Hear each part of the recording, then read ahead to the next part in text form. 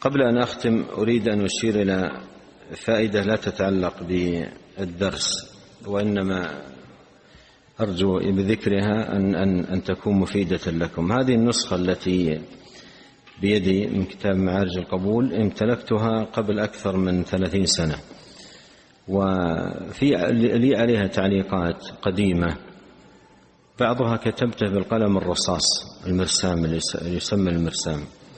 فنصيحة لكم لوجه الله لا تكتبوا بالمرسام، لا تكتبوا أي فائدة على الكتب، وإنما اكتب بالقلم الواضح، لأن مثل هذه الكتابات قد تكون فوائد تحتاج إليها فتذهب، فبعضها الآن كنت كتبتها في ذاك الوقت بالمرسام والآن لا أتمكن من قراءتها، فلعل في شيخكم عبرة لكم.